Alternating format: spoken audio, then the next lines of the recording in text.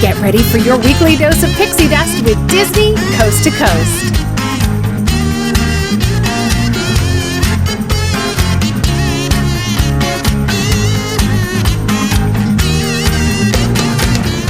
Hey folks, and welcome to Disney Coast to Coast, the ultimate unofficial Disney fan podcast. I'm Jeff DePauli, and today on the show I have Mark from Yesterworld joining me once again. Hello Mark, and welcome back.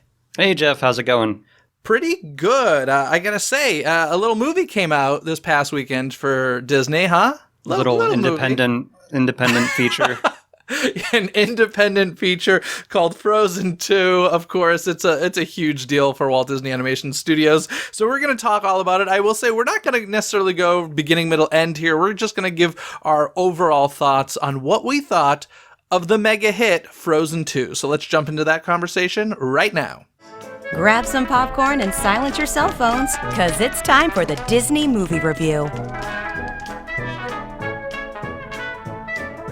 All right, Mark, did you enjoy your journey into the unknown? I did. Yeah. I mean, I had a lot of issues with it. It's hard because I never want to be too nitpicky with animations, I guess, in particular. But so overall, I enjoyed it. Yes. Why do you differentiate? I don't know, because you just sometimes you come across as like a humbug when you're like picking apart a children's movie and people go like, "Oh, it's just for kids," but then I go, "No, it's not for kids. It's for adults too." And yeah. But the Walt Disney Company would be the first to say this is a family film, not a kids movie. Because I come from a film school background, and so I'm more of a critical point of view, and so I know a lot of people when I'm like, "Oh, this character, I didn't feel their motivation." They're like, "What? It's a snowman." I'm like, no, but in the world they present it as someone with motivation. So, yeah, overall I enjoyed it. I didn't walk out disliking it. I think it was more that as the night went on and the next day I kept having all these issues. I'm like, well, that didn't really go anywhere. Well, that kind of didn't make sense. Well, that kind of felt a little unfocused. So it was more, I still think it was good, just not great. I don't think it was bad by any means. I think it was good. It was fine. Somewhere in that good to fine range. Yeah, I enjoyed it as well. I honestly agree with you. I am not one of those people I don't understand the people that are obsessed with Frozen, to be honest. I mean, if you're a child, I guess, it's part of your childhood, you become obsessed. But there are a lot of adults out there. In fact, I've seen a lot of people saying, this is the greatest movie that Walt Disney Animation's ever done, and stuff like that, comments like that on social media.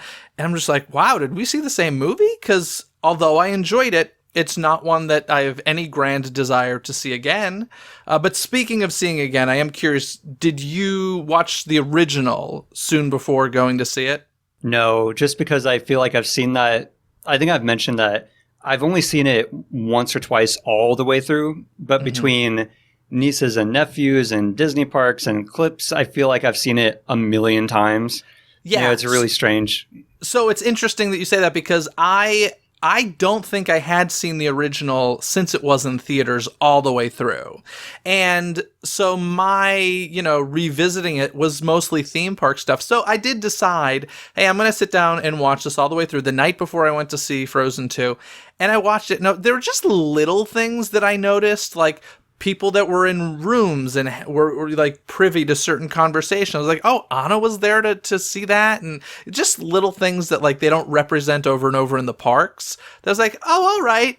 Okay, cool. So I was glad I went back and revisited it. But I am curious, before we get into the sequel, when did you first see Frozen, the original one? Was it? No, I saw it in theaters. Was it before or after the hype, though? I think it was opening weekend because I was back home, and so it wasn't quite as hectic. So I think I saw it either opening weekend or the weekend after, because it would have been in December. Did Frozen come out in December? No, it was Thanksgiving weekend, I believe. Okay, then it would have been a few weeks later then, because it wouldn't have been any earlier than like December. Okay, well, I remember seeing it that Thanksgiving weekend. I think I'm remembering this correctly. It was definitely like the first weekend that I saw it.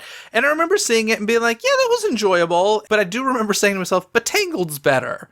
Like, Tangled kind of... I know Frozen really officially started the second Disney Animation Renaissance, but I always think of Tangled that way.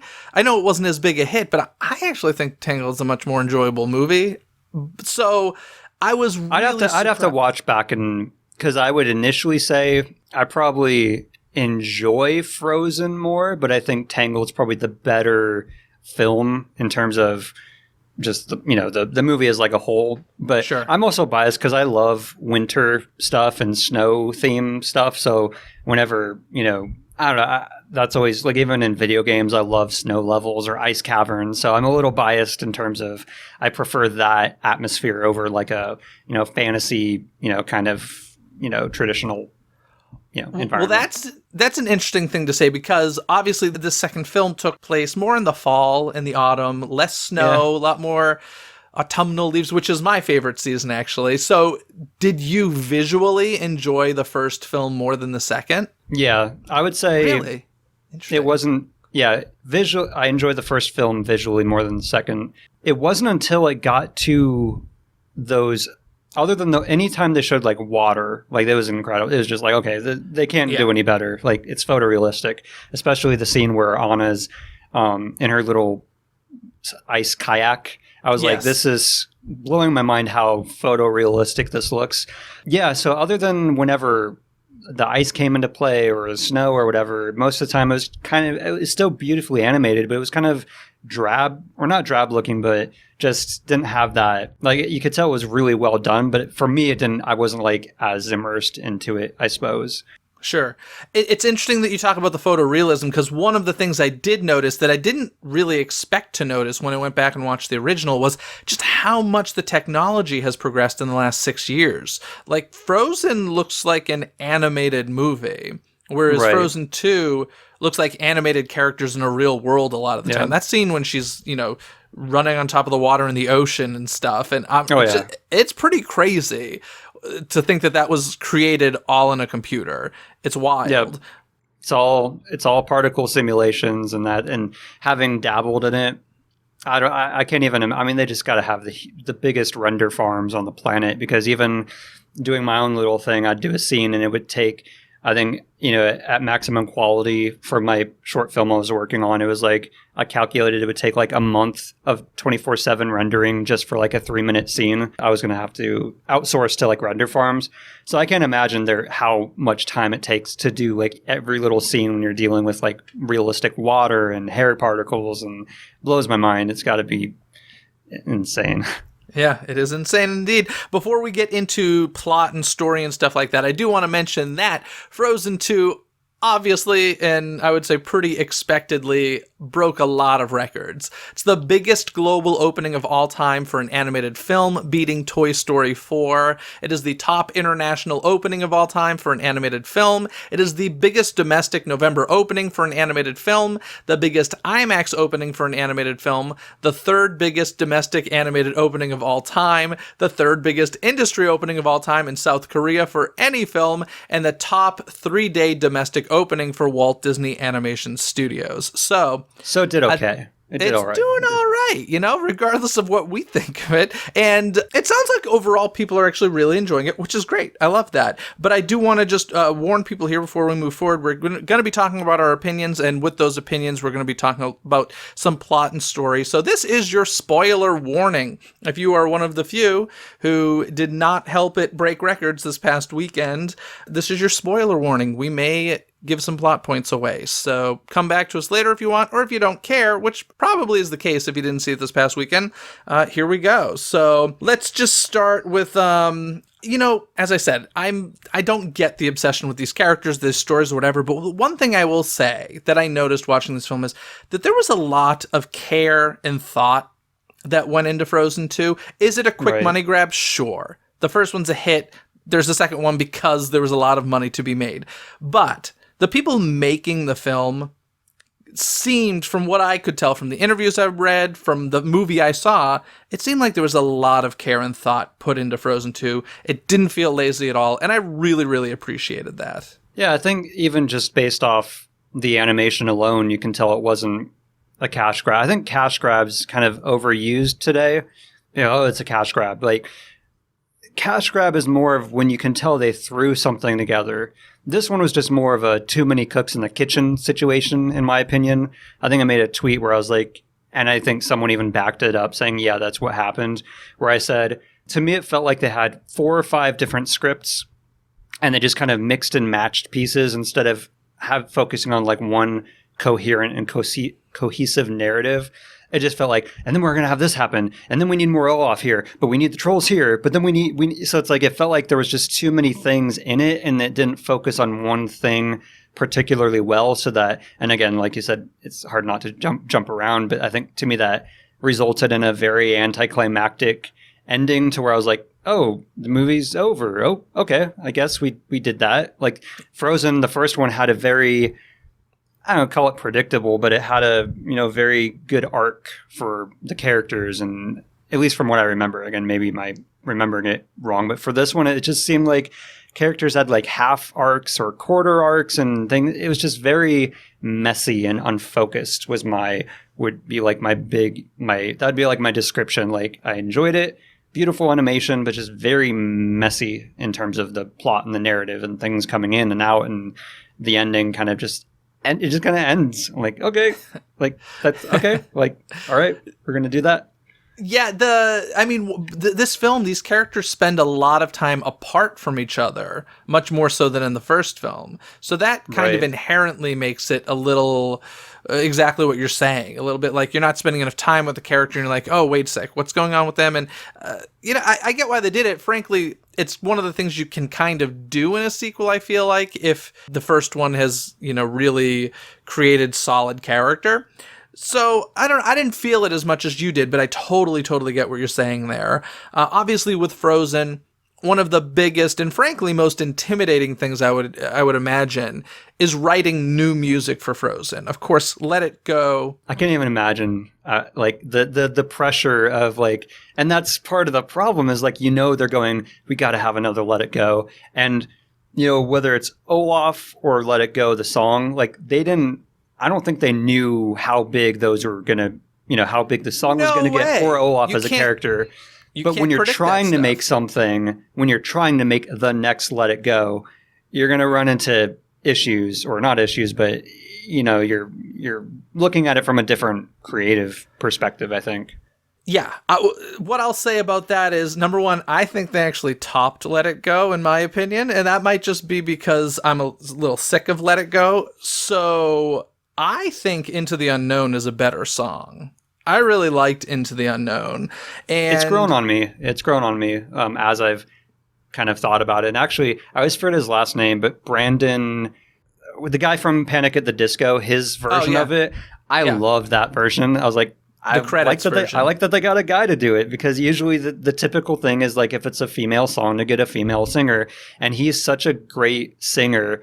He's always been kind of underrated in my opinion, but he can hit those notes, those really high notes. And I loved his version in the credits. The thing that I find interesting is I'm a little surprised they even bothered getting or paying a pop artist to sing the song, because if you remember with Frozen, they did the same thing with Let It Go. I think it was Ariana Grande, was it? Who sang it? Demi Lovato. Oh, yeah. Thank you. Demi Lovato, sorry. I don't know why. I think I know that because when it came out, I was still working at like a music production place, so I had to watch that music video over and over and over and over again. I've actually never seen the music video. But in any case, so Demi Lovato sang that song for the credits in the original film, which is typically the one that will get played on the radio. And that's how it all started for Frozen.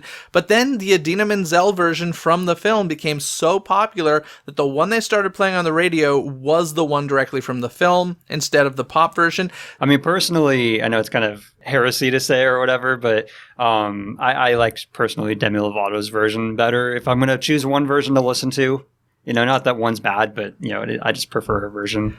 Well, it's rare. That's the word. It's very rare for the pop version not to be the one that becomes the hit. Yeah. So it was pretty much, that was a phenomenon, the whole Let It Go thing. And so I was a little surprised that they even bothered getting somebody else to record Into the Unknown, whereas they could just be like, well, we could just play the movie version on the radio. That seemed to have worked last time. So I'm a little surprised. Well, I love that part, and I'm sure you probably caught it when she's wandering through like the ice, the ice sculptures of the kind of like a highlight reel from the first one. Yeah. And she walks by her character singing part of Let It Go, and she's like, eh. She like shudders. I was like, yeah, Disney, you're kind of taking a stab at it, but at the same time, you're trying to do that again with the new version. So it's like kind of funny that they're poking fun at themselves, but at the same time, also trying to push the new one as that, Yeah. Yeah, it was funny because I was talking with a friend who worked on the movie, and he told me that I think he was saying Jennifer Lee said in a meeting, or somebody did anyway, that think of that moment. It was kind of just a joke that was brought up, and then it became part of the film. And it was like, it's that moment like when you look back at your high school yearbook or something years later. You're like, oh God, that's what I look like, or that's what I was doing.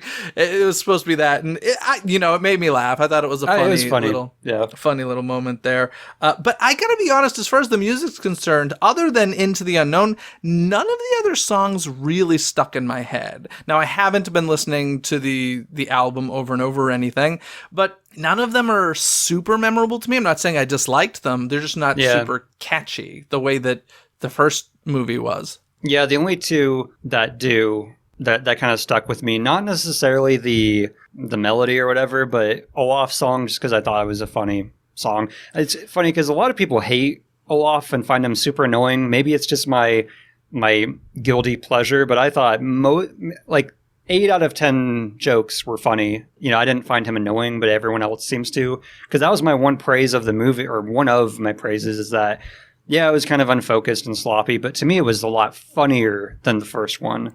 So I liked his song in terms of, and then the one, and again, everyone hates this too, but the other song I really liked was Kristoff's song, because it was just so bizarre and so out of place and silly. It was just like this 80s rock ballad that paid tribute to Queen. I was like, this is so insane, but I love it because it's so out of there. I don't know why. Yeah. They got Weezer to do a cover. It's like, what? I have a lot of thoughts on all that. So let's start with Olaf. I thought Olaf was brilliant in this movie, and I was sort of indifferent with him in the first one. He made me laugh out loud a lot in this movie. Yeah. And that whole scene of him recapping the first movie. Oh, that was hilarious. It was it literally stopped. The crowd applauded after that whole little monologue he had, as if we were in a live theater. That's kind of unbelievable. So I thought that Olaf was really more enjoyable in this film than the first one. I don't know if he's just grown on me or what, but I loved that. Well, I think a lot of people have the problem, and again, I guess comedy I'm more lenient on sometimes, but he didn't annoy me, but I do get from their perspective where in the first one he wasn't in it too much, but with this one it's like they know how popular he is. Again, same thing with having the pressure of the music. It's like, oh, everyone loves this character. We got to get him in as much as we can. And I think some people just thought it was a little, and even for me, there were a few times I was like, okay, we've had enough Olaf for right now. But overall, I found him funny. And that scene was hilarious. And all of his when he's dealing with existential crisis and, talking about, I don't know, just all those little deadpan remarks about, growing up and, or maturing. Now, I find it interesting that you said for the Kristoff song, Lost in the Woods is the name of it, and this is that 80s rock ballad. Now, you made a comment that most people didn't care for this song, because I did not. But I thought I was in the minority. But you're saying I'm talking from more of critics. I feel like movie reviewers I've watched all kind of go, oh, that song was so bad. It's yes, it was, but at the same time, I don't know, maybe it's because I love 80s music, but I was like, it doesn't fit in the movie at all, but and that's my argument with it, is it doesn't fit. So, but I had the same complaint in the original Frozen with Love is an Open Door. Love is an Open Door is a song that feels like it's from something different.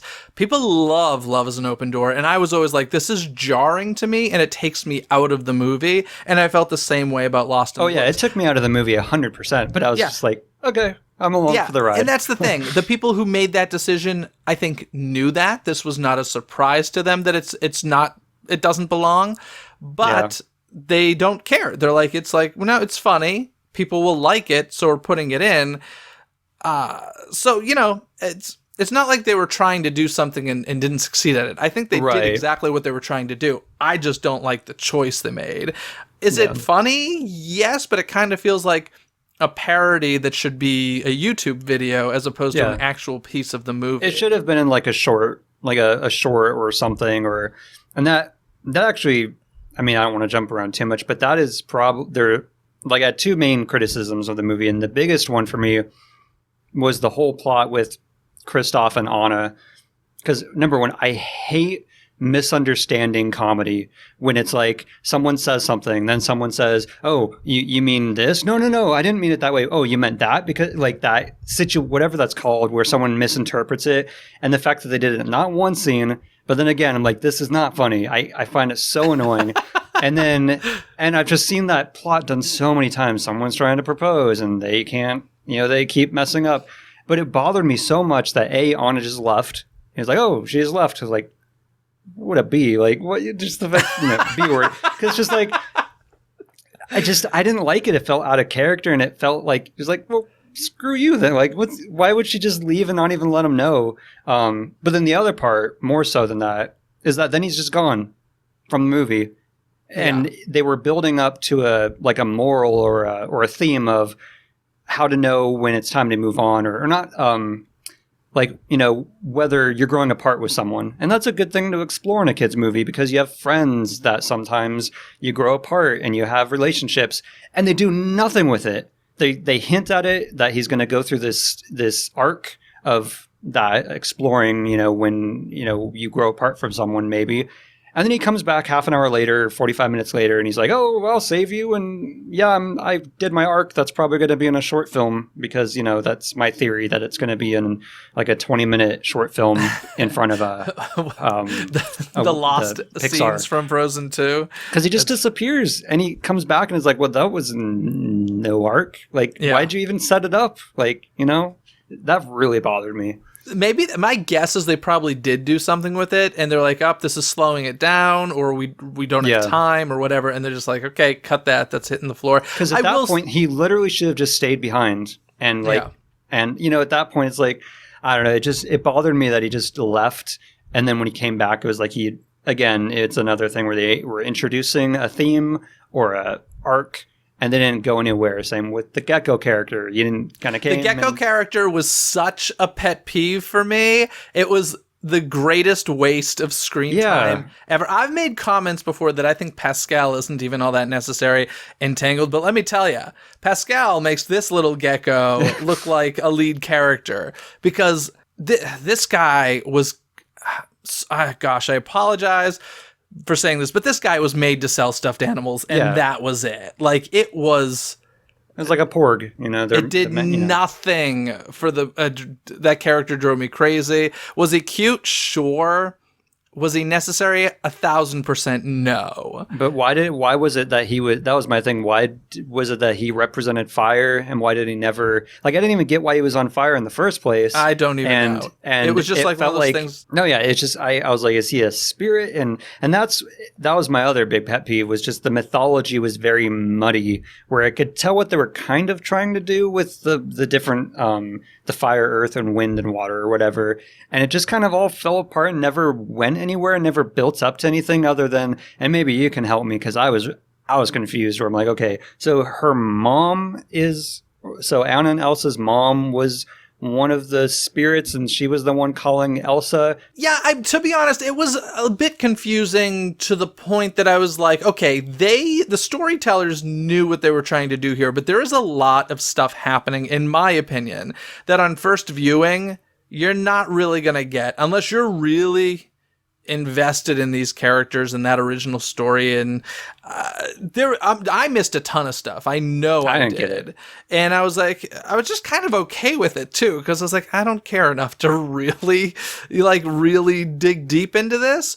But yeah, I mean, I liked the idea of learning more about the mom. I thought, and by the way, spoilers, warning again, but I like the idea of learning about their grandfather even, and realizing that he wasn't the man that, he was portrayed to be. But that was another part where I thought, okay, this was probably in a whole other script that had a lot, because I'd forgotten. Was like, oh yeah, the grandfather guy. Oh, he's bad. Okay, all right, he's not a character in the movie or anything. There's no villain in this movie. That's the other thing that's very strange. There's literally no, unless you count him, but he's like a past villain, so it doesn't, there's no antagonist, really, unless. But I'm cool with that. Listen, it's breaking molds, and I'm totally cool. I like that. I like the fact that it's not so formulaic. There were, that revelation about the grandfather was truly surprising to me. It wasn't a super predictable thing. I'm sure some people probably saw it coming a mile away, but I didn't really.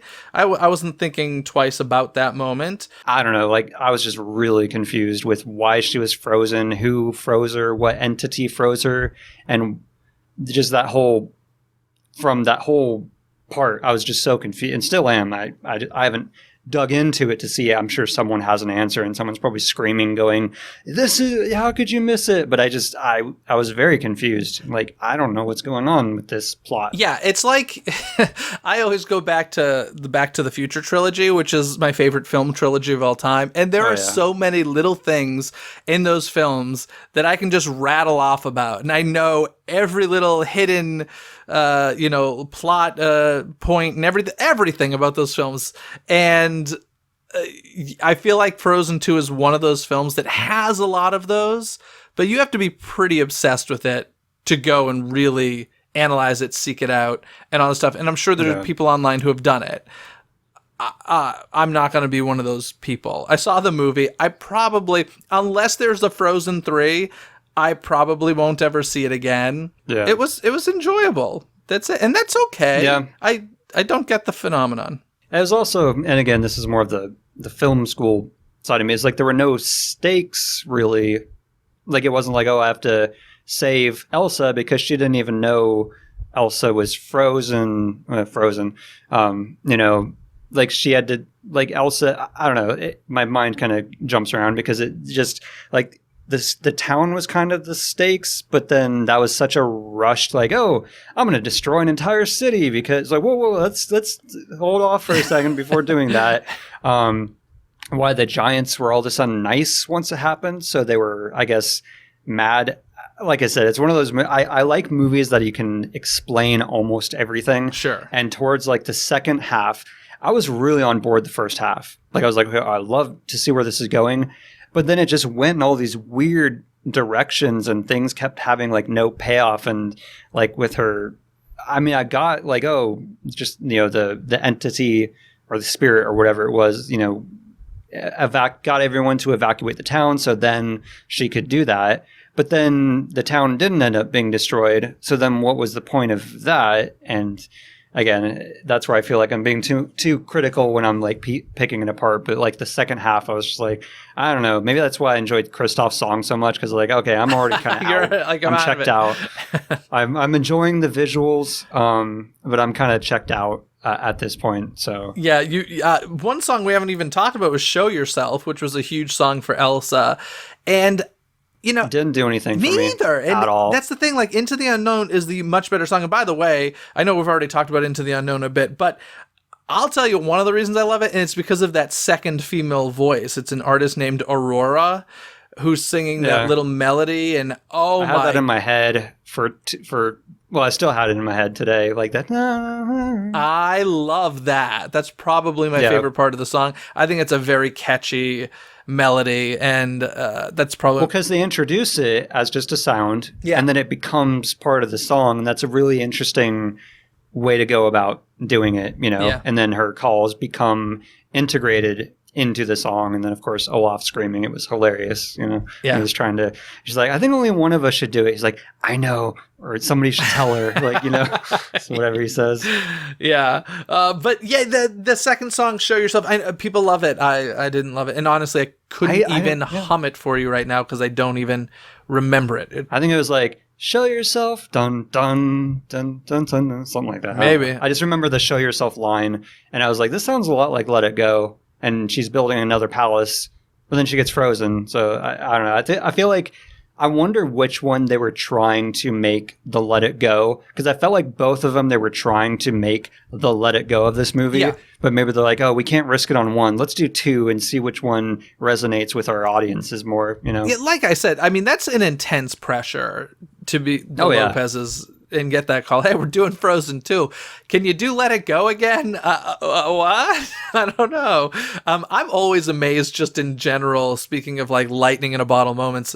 Idina Menzel's career literally blows my mind. I do not understand how this woman got Rent, which was a huge phenomenon on Broadway, did it again with Wicked on Broadway, huge phenomenon still running on Broadway, and then did it with Frozen. That is 3 lightning in a bottle moments in a career that is insane. And I would still argue, like, she's not even a household name, I don't think. Yeah. I don't know her. I don't know of her outside of Frozen. I only know her because of her name, because of Frozen. Interesting. No, she was because I'm not a musical person at all, really. Well, I mean, outside of film. Well, just know that those 2 musicals I mentioned are 2. I'm sure you've heard of Rent and Wicked. I mean, yeah, I know of them. So that's kind of my point. As a non-musical person, you know of those shows because they are phenomenons. And she was in the original cast of both and won a Tony for Wicked. So I don't know. I marvel at her career just because I just don't. She's got a really good agent. She really does. And oh, gosh, if I go on this tangent, some people are going to get very angry. I'm going to do it. There is a performer, an actress out there. Her name is Eden Espinosa. And she often replaces Idina Menzel and stuff. So she was actually in the final Maureen on Broadway in Rent. She has played Elphaba, and she like an understudy, or no, just like she when takes she's over done, usually. Like, After Idina. I'm off to do Frozen. Okay. Yeah, right. I'll fill your shoes. Actually, Eden began her career at Disneyland. She did a lot of the shows there. And she was the voice of Magical, the fireworks spectacular that runs some summers at Disneyland. So Eden has a very good career, but she honestly, I prefer Eden as a performer over Idina, and I think to myself, she must get really frustrated, or maybe she's just a bigger person about it. I don't know, but gosh, nah. I think all of us creative people have that in us, where it's like, I want to be in Frozen. Yeah, like it's like like you said, a good agent, good manager, getting this stuff in front of her first. But I mean, it's also luck. I mean, there was one year, and Domhnall Gleeson, he's in Harry Potter. He plays Ron Weasley's one of his brothers. But anyways, he's the son of Brendan Gleeson, who played Mad Eye Moody. But anyways, so I always pronounce his name wrong. It's like Donald or Domhnall Gleeson. But anyways, there was like one year where he was in like 5 Oscar-nominated movies. He wasn't like the performance nominated, but there was just like 4 or 5 movies that were like nominated for Best Picture, and he was in like all of them. And it's like, okay, no agent could predict that. So that's just pure luck. Because I was like, man, every time I would see one of the Best Picture nominees or the screenplay nominees, I'd be like, there he is again. Yeah. And so just some actors or musicians get really lucky, I guess, where they just hit. Now, did Kristen Bell do her own singing? I always forget. Yeah. No, she's a theater person. In fact, have you been? I assume you got Disney Plus. Yes. Yes, I can. I got it only because Verizon is giving it to me for a year for free for a year. Nice. And The Mandalorian. Kristen Bell is executive producing the show Encore on there, which is all about musical theater in high schools, and these people are coming back a decade or 2 decades later and doing an encore performance of the show they did in high school, and it's wonderful. But Kristen Bell is a lover of theater and has a theater background, so yes, she is indeed doing her own singing in the film once again. So I've never met her, but I've been around her several times because I used to do a lot of background work for when I lived in LA, and she was like one of the nicest people I've ever seen.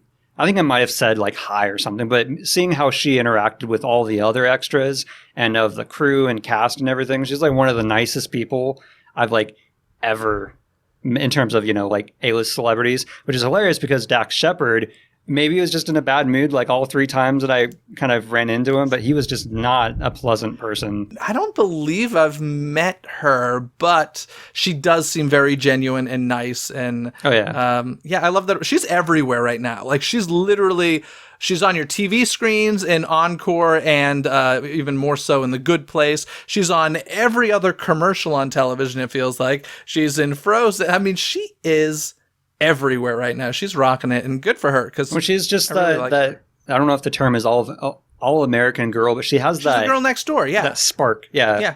She's very pretty. And again, I just want to reiterate, I'm not saying Dax Shepard is a bad guy. I'm just saying in the times there were like 3 occasions, 2 of which was like at a movie theater and one was on a set, I think.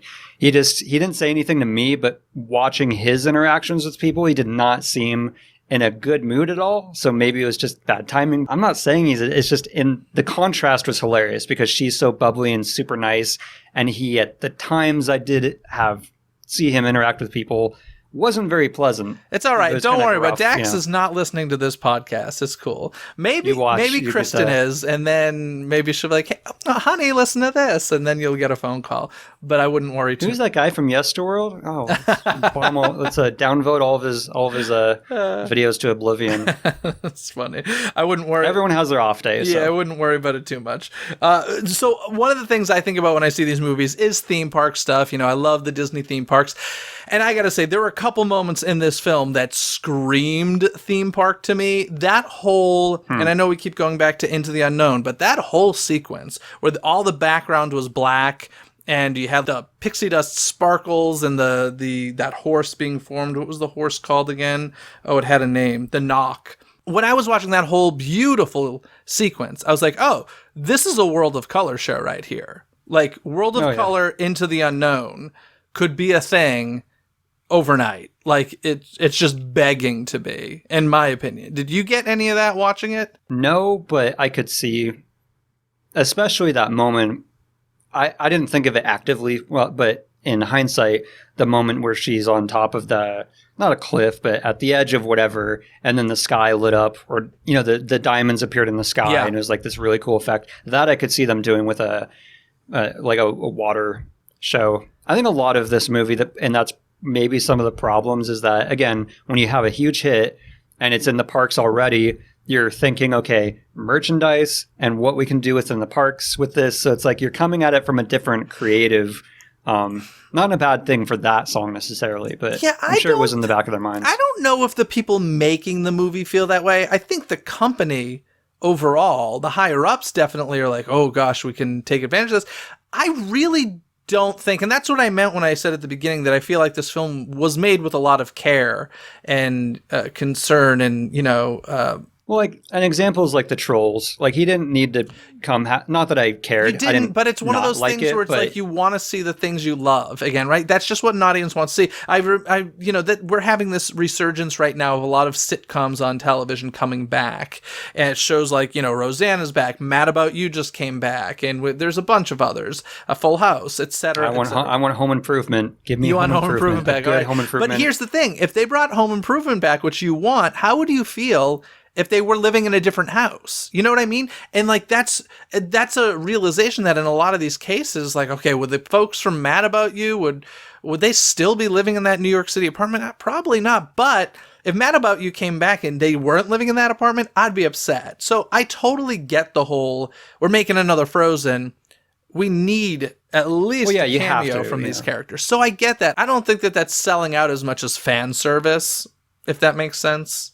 I don't know. No, and I think they did a good enough job, or a decent job with it. It was just something, I guess, in my mind. I was like, okay, we're going to have to hit all these notes. Yeah. Or not notes, but like, no, you just have to have, Yeah. And again, not that it was a bad thing, but I think that's just one of the problems when you're doing a sequel to something so massive that you feel like you have to include everything that was like a hit about, kind of let it go. It's like, can you imagine if they didn't have that musical numbers? I feel like you have to kind of cater the story to that, and that's maybe where some of the unfocusedness and unevenness came at points. I totally get you. Yeah, and again, I didn't. It's easy to nitpick a movie to death, but I still enjoyed it. I just had a lot. It was more of after the fact. The Kristoff thing bothered me from like watching it, actively watching. I was like, this really bothered me. It was really the other stuff that we talked about. It was later, like in the day, that I was like, well, that didn't really make sense. So it's like, as I was watching it, I didn't question it really. Where some movies you do question everything as you're actively watching it. Sure. So, to me, that's why I wouldn't call it like a cash grab, because it was just kind of unfocused. But it wasn't like, I didn't feel like they slapped it together, to make a quick buck, because they could have. If they wanted to, it would have gotten decimated by critics, but they could have just called it Frozen 2 and made an hour and a half short film. But, and some people have said this is, but speaking of calling it Frozen 2, though, I can't believe they didn't give it a better title. Oh, it's a lazy title. Why did they just call it Frozen 2? I don't understand that choice. I understand you need the word Frozen, but it should have been Frozen followed by a tagline. I think my guess would be that they didn't want to confuse it with the short films that all have like Frozen Olaf's Frozen. You know what I mean? Like there's that's a good point I don't hadn't know thought them of. That makes or the sense. ride or Frozen Ever After. Yeah. Like that would have been a great title for the movie. They're probably like, dang it, why didn't we name the ride something else? Frozen the Ride, and keep Frozen Ever After for the movie. Frozen the Ride, that would have been satisfactory. Speaking of Frozen the Ride, the moment with the giants chasing Anna and Olaf in that ice boat, once again begging to be a ride in a park, in my opinion. And what's the park building Frozen Ever After right now? I forget. Is it Tokyo? One of the overseas parks is essentially building a small Arendelle. I think it's... Oh, I didn't know that. Yeah, I think it's Tokyo. It could be wrong. But they're building a small Arendelle, and they're essentially putting in Frozen Ever After, which, at least that's what's been reported. We'll see what really happens. But that's a disappointment to me for two reasons. Number one, Frozen Ever After isn't a quote-unquote 100% original ride, considering it had a track from Maelstrom to deal with. Maelstrom, yeah. So I'm like, well, if you're going to create something from scratch, like, why not create something brand new? And with this scene in Frozen 2, I was like, this is kind of begging to become a ride, I felt like. So, I don't know. That was my theme park thoughts while I watched it. But the one area where I would say they did... God, I always hate to say that the filmmakers had this in the back of their mind, but I wouldn't be surprised. There are a lot of costumes for these characters in these films, and I'm sure merchandising had something to do with that. Like, I know that the dresses that these characters wear and stuff sell a lot, and even people who get the dolls and the plushes and stuff, they want them in each of the costumes. So that means selling more merchandise when they have so many costumes to sell. There was a lot of costumes. Having said that, everything I've read about it and stuff, like, there were very deliberate choices. If you watch when the costumes change and stuff, there are reasons for it in the story, but they're like, oh yes, like, this is great for the bottom line. In any case, we haven't talked about one big thing that happens at the end of this movie, and once again, spoiler alert, but how do you feel about Queen Anna? And did you expect it? Didn't expect it. I thought it was a good, I think Elsa's not a good leader, queen. She's too emo and depressed. Not that there's anything wrong with, I gave up depression, but as, emo Elsa. I don't want anyone to take that the wrong way, but she's not a good leader because she's too, I don't want to say she has too much going on. She has too much going on with her powers and her origins. She can't lead people, It's the same way, spoilers for Game of Thrones, why Bran is an awful king for Westeros, because he just doesn't care, because he's like all-knowing, powerful, can see into the future, so he doesn't have any empathy for anyone. He was a terrible choice, among other terrible choices made in the horrible final season, but that's a whole other tangent for a whole other podcast. But no, I think it made sense. I liked it. I didn't see it coming, but I liked it. I liked that part of it. That, I guess that was kind of made up for the anticlimactic, she saved the town that didn't really need saving from, and that whole thing. But the fact that, she's going to stay over there and do her thing, because it kind of revisits the growing apart theme. Yes. It's like the closest it comes to that, where sometimes, they can still be, although granted, she's lucky that she has magical powers to visit anytime she wants. But I like that she's, off leading the magical land, which suits her, and then Anna's more part of the people, so she's going to rule them. I guess that's how it works in monarchy, that you can just kind of like, no, she's going to be your ruler now. I guess you can do that. I'm not sure how monarchies work. Yeah, I personally loved the idea of making it Queen Anna. I think it totally makes sense. As we said, she's more invested in Arendelle than Elsa is. So yeah, it totally makes sense. I will say I'm a little bit shocked. I don't know if you heard, but over at Epcot and perhaps some of the other parks as well, they debuted new costumes for Anna and Elsa in the parks. Oh, really? And Anna's wearing a crown in these costumes. Oh, really? I'm like, that's a pretty Spoiler big alert. spoiler. Like, I don't think we've ever seen her in a crown before. And this was just like, I think it was the day the movie came out that this started. I'm a little surprised that they did that. That's crazy to me. That is, I don't know, maybe they just don't care. Maybe. I don't know. But That was wild. I do want to point out there are tons of like little Easter eggs and references in this movie, but there is a Little Mermaid reference. Earlier we were talking about that scene where Elsa sees things from the past, and Elsa sees young Iduna ask young Agnar what he's reading, and he replies, some new Danish author. And on the cover of this book you can make out the silhouette of Ariel from The Little Mermaid, and of course it's Hans Christian Andersen. Oh, I didn't know that. I knew that. Yeah, I knew they were referencing the author, but I didn't notice that the cover had that. Yeah. And Hans Christian Andersen, of course, not only wrote The Little Mermaid, but also The Snow Queen, which was the inspiration for Frozen. So that's cool. I do want to point out that this may be the last film in a long time that Jennifer Lee directs. And I say that only because since this film started being made, she's become the chief creative officer of Walt Disney Animation Studios.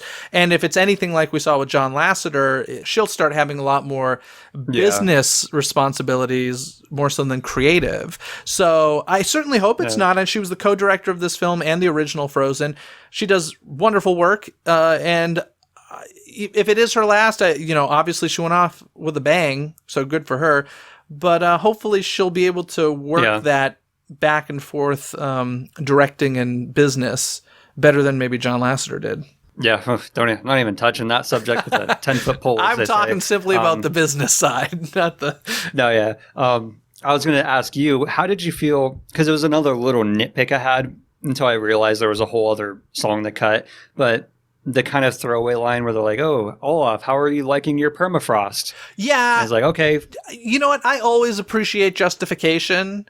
It's so if you don't know what we're talking about, essentially Olaf, so that he doesn't melt, Elsa gives him a permafrost, which at one point he actually loses. Off screen. Yeah, off screen, like in between films.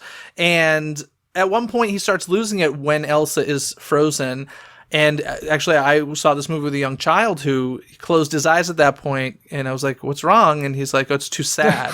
That'd be pretty traumatizing. Yeah, he was very sad to see Olaf melting away.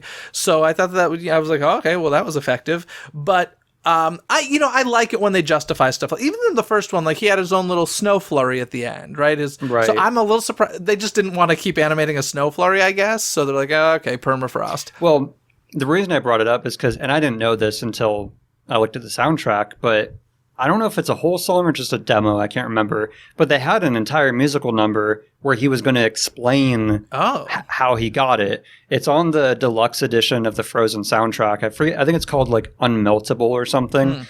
But it was another example I had of like, same as like another script where it's just, I wanted that, but I agree that couldn't have fit within it because it would have been too early to have an Olaf number, but I thought it was interesting that they had a song explaining it, and instead they summarize it into just, "Oh, are you liking your permafrost?" Yeah, and that's it. So I thought it was just a insight into kind of like how maybe things were going, where they had a different direction, and but that there was a reason they just cut the song, there was no explanation. I appreciate that the film wasn't 2.5 hours long. That would have driven me a little bit crazy. So I appreciate the cuts, but that is interesting to know that they had a song written for it, and maybe that'll become a short. There were a couple others. Who knows? Who knows? That's the thing. I just don't want to see my last rant. I don't want to see movies become like game DLC, where it's like, oh, Hans was off screen for this chunk of the movie, but now we have this short film showing what was going on and how he got his arc over, or how he, showing the rest of his story arc, his character arc. I don't want to see that with movies. Not that it's going to become a thing, but I wouldn't want to see that with Disney movies in particular that make short films, animated shorts, where they kind of like make a movie but take a chunk out, hoping that it's popular, and then making it a short that you have to see, because then it's like, oh, here's the story you didn't get to see, or here's the conclusion. Don't you want to know what happened to Kristoff while he was gone? And I don't want to see that, where it's like, I want the movie to be a separate thing and its own story, and not have like, not saying that that's what they're going to do, but I have this feeling that they did that maybe just to be able to justify a short film to get people to see it, because then it's like, oh, well, obviously I want to know what happened to him when he was off. So yeah, I like the idea of these films living on in shorts more than sequel after sequel after sequel. Like, I like them living on. I just don't want to see parts, like if you have a completed script for a movie where they go, okay, we're going to take this part out because we're going to make it into a short that people will feel like they have to see because we didn't put it in the movie. I understand. Like video game DLC where it's like, they'll take out full levels from the game and then be like, oh, for $9.99 you can play it. It's like, well, that was originally part of the game. I don't want to pay extra money for it. So it's like, I don't want to see that become a thing whether it's Pixar or Disney, where you have a completed script with a solid narrative and they take out a chunk because they have the mindset of making it a short. Because I want to see them live on. I just don't want to see that. Because I feel like there was another movie that did that recently. I want to say it was Toys. There was some movie that did that, and I was like, I don't like seeing this a second time where it was like, oh, here's what they were doing that we didn't show on screen. It's like, that's kind of a downward, a slippery slope, I guess. Yeah, it's interesting. I always do like seeing a story from a different character's point of view. I find that to be interesting. I do feel like entertainment in general is kind of heading in that direction. Like if you watch TV shows, it's very often like, well, we'll see the full scene over on our website, or there's always like bonus content stuff. And I hate that. As a person who's like a completionist, I really like I like to see it all, but at the same time, I'm only investing the time I'm investing when I'm watching the feature, and I don't go out of my way for that other stuff. It's just kind of something I've had to accept and move on. I'm kind of that way even with the Star Wars universe. I'm like, listen, there's tons of Star Wars content out there available. I'm like, my focus is on the features in the theaters. Like, that's it. And primarily the saga one, the saga stuff. Now, so you just kind of got to pick and choose, but yes, it's annoying. Well, a good example where I think that it works is like Toy Story 4. Spoilers, I guess, for the first 5 minutes, but they show you kind of what happened to Bo Peep. But I didn't get the feeling that they were doing that on purpose. Like, oh, we've been holding this, to make it into another movie. It was just like, oh, I like to see, like you said, the continuation or like the other perspective or things that were happening. Yeah. I just don't want movies being made and then them saying like, you know what, let's take this scene out, or let's take these scenes out of this character's arc and make that into a short film. If it's after the fact where, they're like, okay, let's show what was going on with Olaf when he was in his unfrozen state and make that a short film. Fine, because that wouldn't have made sense in the movie. But I'm sure they could do some kind of fun thing where he was transported to another realm and, but it wouldn't have made sense in the movie. But it would be a good short film, I think, like a trippy short film. My guess is that those choices aren't made for that reason. Like, hey, let's cut it so we can make it short. My guess is that it's usually like, okay, it's getting too far off topic or we're running out of time.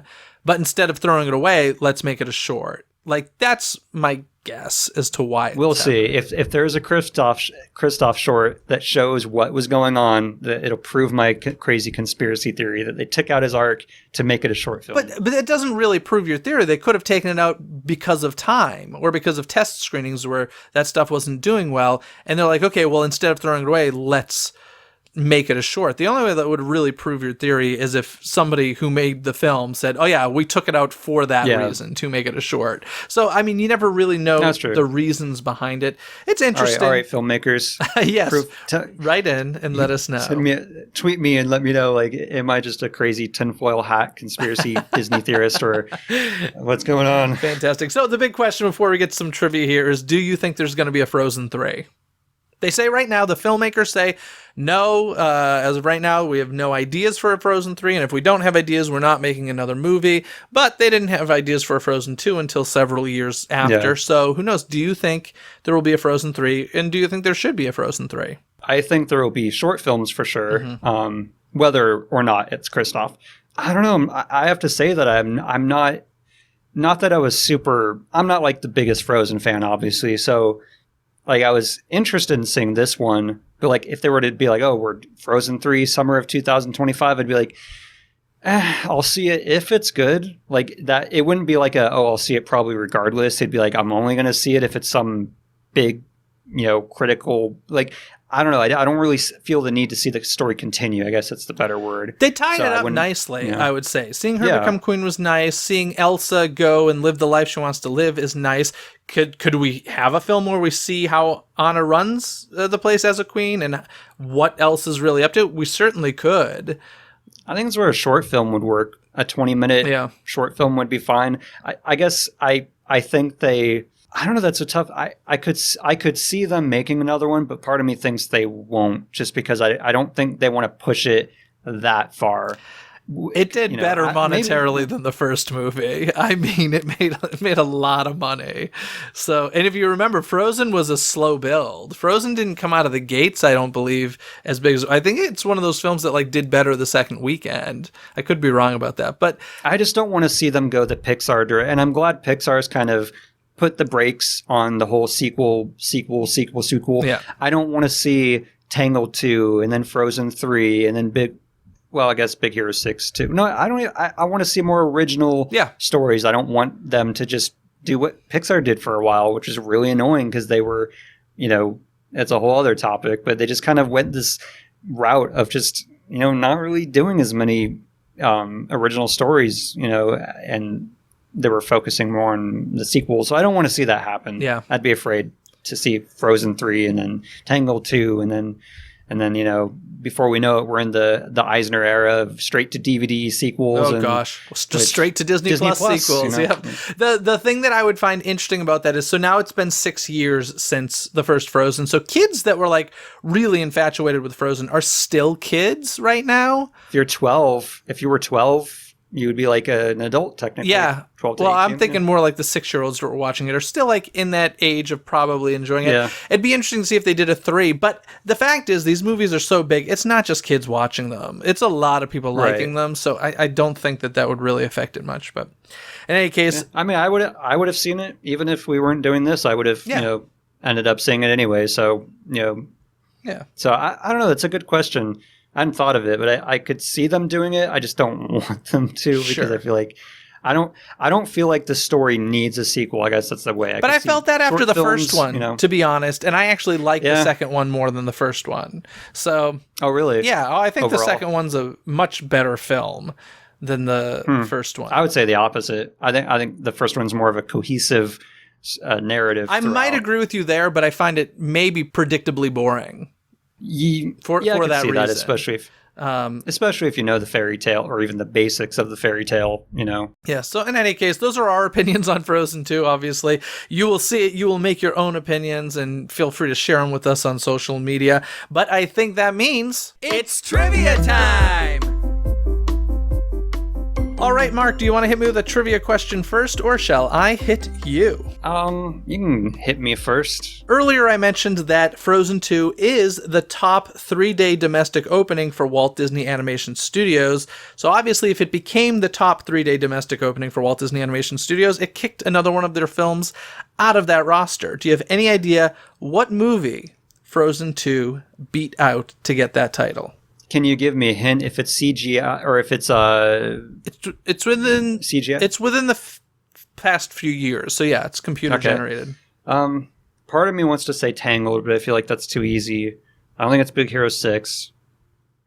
Nope and nope. So I'm going to say Wreck-It Ralph. No, it is Zootopia. Nope. Oh, that's right. Zootopia in 2016 was holding that top 3-day domestic opening for Walt Disney Animation Studios, and now it has been beat by Frozen 2. So there we go. Yeah, and Zootopia, I think, was like the first kind of tease of Frozen 2 with that scene where they're looking at like the bootleg Oh, DVDs. That's right. I forgot about that. That's funny. And they also teased Gigantic, which never happened. That's never right. came of a reality. Oh, man. Nice. I like that tie-in. Anyway, what's your trivia question for me? In the original Snow Queen, which is what, evolved into Frozen, what were the names of the original characters who became Anna and Kristoff? Oh, gosh. I have no idea. So her sister and I wanted to really stump you. Anna and Kristoff. It would be just a wild guess. So what is it? Kai and Gerda. Oh, I would have never gotten Gerda. Gerda was the childhood, or they were childhood friends.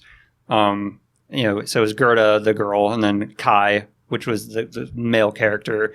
And then Kai gets a piece. It's a whole other story that has not rarely any. But then they eventually were like, oh, we'll keep the Snow Queen, but we'll turn Kai, because Kai gets a piece of this mirror in his eye, like that turns him bad, and that's where he goes off with the Snow Queen back when she was evil. It was a different story. Yeah, so they simplified it, but they were like, okay, we're going to make Gerda, Anna, and turn Kai into Kristoff, and like, you know, so keep some of the character traits, but, you know, basically came whole other. I mean, it's crazy to like the evolution of the movie that it took from Snow Queen to where it is, like totally different. You did a video about it, right? Yeah. Well, thank you so much for coming on the show and talking about Frozen 2. Why don't you let folks know where they can find you and your fabulous videos? First of all, thanks again for having me. I always love talking movies with you. But yeah, you can find my channel Yesterworld and the content on Yesterworld at youtube.com/Yesterworld or just type in Yesterworld in Google and it'll probably come up. And if you are interested in the evolution of Snow Queen and all of they tried to make it so many times in Disney's history, and it goes back to the 30s. To Walt, so if you're right? interested, Yeah, that was he. Along with like the Little Mermaid, they wanted to adapt that, but he wanted to adapt the Snow Queen, and it was just the problem of turning the Snow Queen into a. I won't get into the whole tangent, but they had a lot of problems with adapting the story and figuring out what to do with the character of the Snow Queen because she wasn't really in it and she was kind of evil, but not really evil. But anyway, so if you want to learn more about how Snow Queen evolved into Frozen over like 70 years or whatever, that's one of, I don't know if it'll be the latest one when whoever's listening to this, but it's one of the latest episodes of Yesterworld. Fantastic. So be sure to check that out, folks. And don't forget that the 2020 Disney Coast to Coast calendar is now available for purchase over at DisneyCoastToCoast.com. So when you're doing your Black Friday and Cyber Monday shopping, consider getting yourself or a loved one a DCTC calendar to support the show and ensure more future episodes. You can choose between a wall calendar to hang and display or a desk calendar, which comes in a case for easy display on your desktop. Either way, you'll be getting a bit of Disney magic to enjoy throughout the entire year. In addition, celebrate the openings of the Disney theme parks as each one's anniversary is notated on the calendar. Head over to DisneyCoastToCoast.com and order yours now. Other than that, folks, have a magical day and a happy Thanksgiving. Bye! Thanks for listening to Disney Coast to Coast. Have a magical day. Disney Coast to Coast is produced and hosted by Jeff DePauli. Learn more about the podcast and become a supporter at DisneyCoastToCoast.com.